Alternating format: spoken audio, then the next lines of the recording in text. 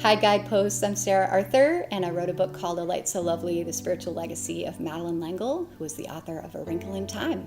About 6 hours after I turned in final revisions for A Light So Lovely, I found out that I have stage 1 breast cancer.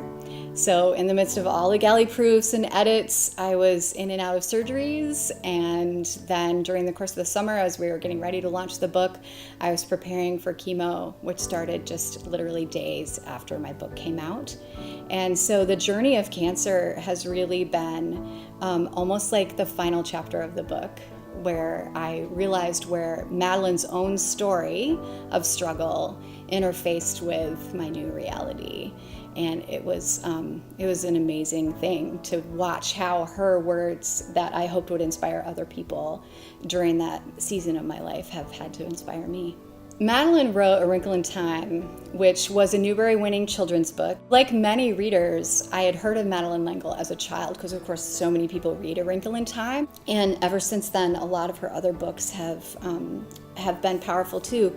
But since my cancer journey, some of her memoirs about losing her mother to dementia, for instance, or her husband, Two-Part Invention, a story of her marriage to Hugh Franklin, who was a famous actor on the soap opera All My Children.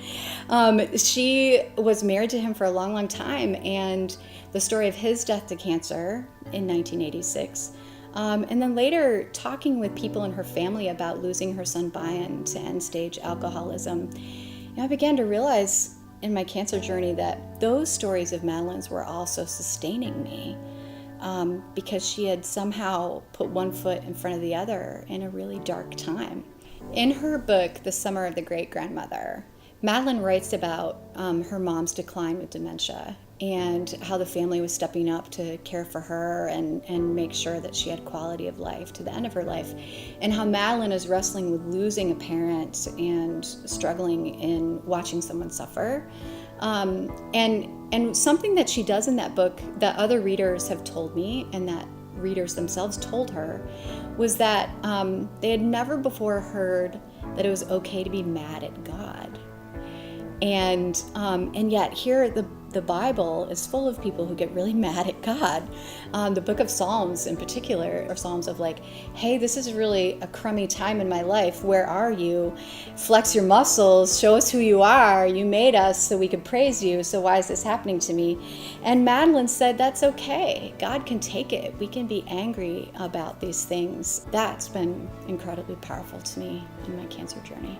I interviewed a lot of people who knew Madeleine, and in interviewing them, it became clear to me how important community was for her. She had her family, but she also had different housemates, and then she was also a mentor for other writers. And I just found that in my experience with cancer, that it was actually the prayer and the faith of other people that was probably most sustaining to me. That there are days when you've been diagnosed with cancer that you can't find the words to pray. Like you are out of words, and it's all just sort of raw emotion.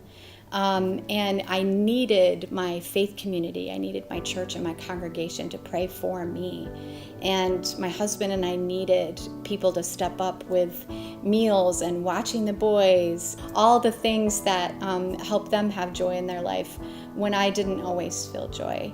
And so, as I think about Madeleine surrounding herself with people in her journey, that's what we need. That's what we certainly in my family needed. And to not always be isolated and afraid to share what's hard about what we're going through.